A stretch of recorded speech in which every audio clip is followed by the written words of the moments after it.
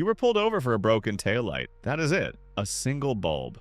A $30 fix. The kind of stop that should take 4 minutes and end with a fix-it ticket sitting on your passenger seat. But 10 minutes passed, then 15. The officer is still there. He is asking questions that have nothing to do with your taillight. He is walking around your vehicle. He is asking where you're going, where you came from, and whether you have anything in the car he should know about. And you are sitting there thinking, wait, he stopped me for a taillight. Why is this still happening? Here is the answer nobody ever gives you. That stop did not accidentally become something bigger. It was deliberately extended using a set of legal techniques that officers are specifically trained to deploy. Techniques that are fully documented, fully lawful under the right conditions, and almost completely unknown to the average driver sitting behind that wheel. By the end of this video, you are going to know exactly how a routine stop gets stretched into a full investigation, which Supreme Court rulings made it legal, what specific things you are doing that permit officers to keep you there, and the exact words that put a hard legal boundary on how long that stop can last. Most drivers believe a traffic stop is simple. The officer pulls you over for a specific reason, handles that reason, hands back your documents, and sends you on your way, clean, contained, and proportional to whatever triggered the stop. That version exists, but there is another version playing out on roads across this country every single day. One where a stop for a minor violation becomes a prolonged encounter that ends with a search, an arrest, or a court date nobody saw coming.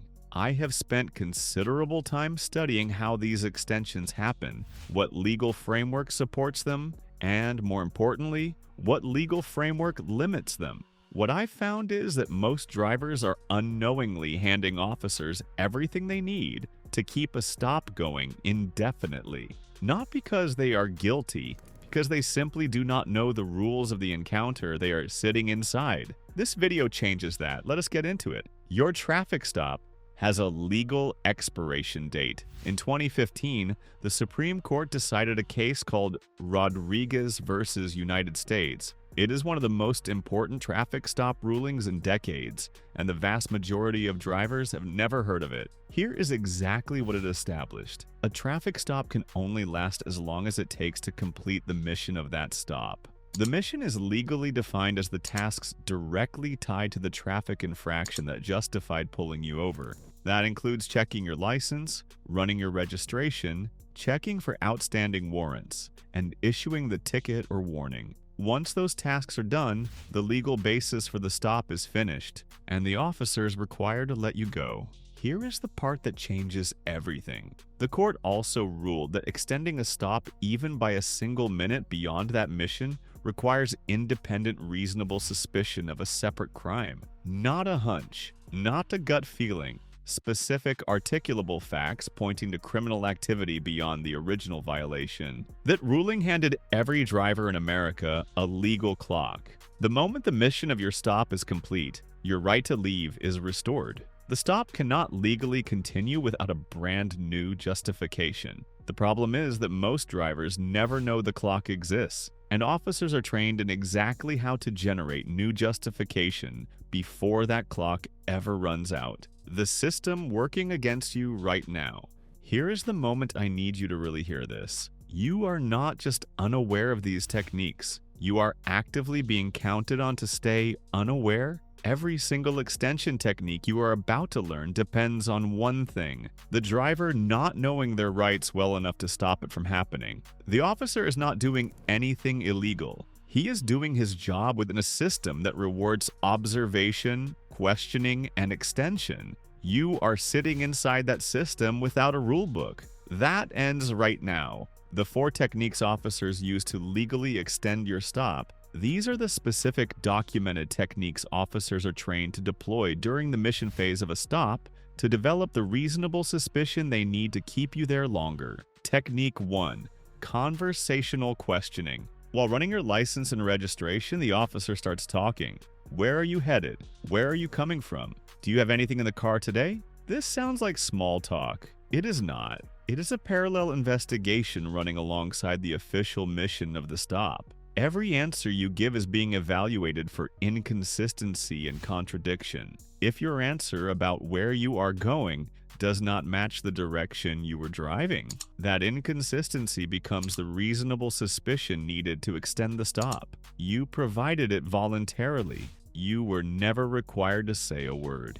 Technique 2. Plain view observation. While approaching your vehicle and standing at your window, the officer is legally entitled to observe anything visible inside your car without a warrant. This is the plain view doctrine established in Coolidge versus New Hampshire in 1971. An open bag, a prescription bottle, any item that could be loosely associated with criminal activity. Any one of these observations made entirely without your knowledge or consent can generate the independent, reasonable suspicion that legally justifies extending the stop beyond its original mission. Technique 3. The Canine Unit Request. If an officer can get a drug detection dog to the scene before the mission of the stop is completed, the dog's sniff itself requires no additional justification. The Supreme Court confirmed this in Illinois versus Caballes in 2005. The critical word is before. Officers are trained to request a canine unit immediately upon initiating a stop,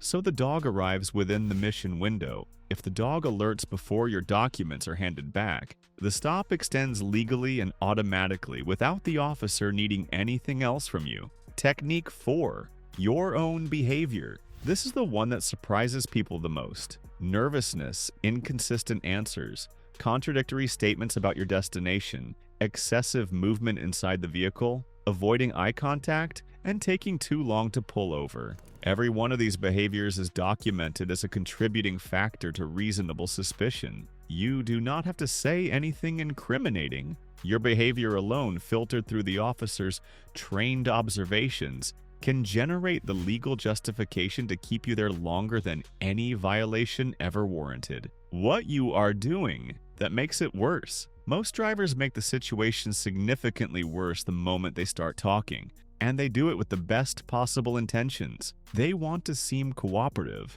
They want to appear like they have nothing to hide. They want the stop to go smoothly, so they answer every question, explain every detail, and fill every silence with words because silence feels suspicious and words feel friendly. Here is what those words actually do. They give the officer your route, your destination, and your recent activity to cross-reference against his observations. They create opportunities for inconsistency between what you say and what he has already noted. They extend the conversational phase of the stop, which keeps you there longer while the canine unit gets closer. They fill the report with documented statements that can resurface months later in a courtroom. The more you say, the more threads the officer has to pull. And pulling threads is exactly what turns a 4-minute taillight stop into a 40-minute investigation. The law does not require you to help build the case that keeps you on the side of the road. You are doing it voluntarily because nobody ever told you that you did not have to.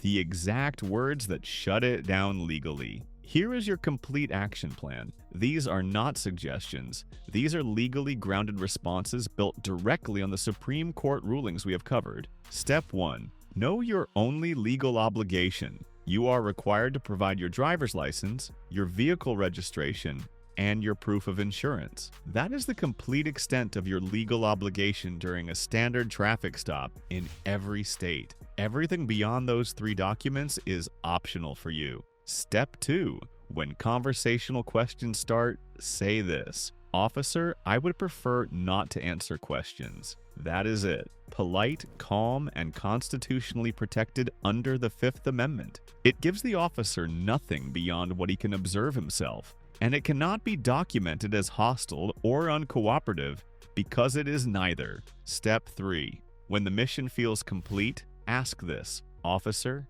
am I free to go or am I being detained? This is the most powerful sentence you can say at any traffic stop. It forces a legal declaration. If he says you are free to go, leave immediately and politely. If he says you're being detained, he is now legally required under Rodriguez versus United States to have specific, articulable, reasonable suspicion of a separate crime. If he cannot prove that the detention is unlawful, everything that follows becomes legally challengeable. Step 4. If the stop continues without a clear answer, repeat calmly. Am I free to go or am I being detained? You are not being aggressive. You are not being difficult. You are exercising the exact constitutional right the Supreme Court handed you in 2015, and you are doing it correctly. Step 5. Never consent to a search. If at any point the officer asks to search your vehicle, your answer is this: I do not consent to any searches. Say it clearly, say it once, and do not elaborate.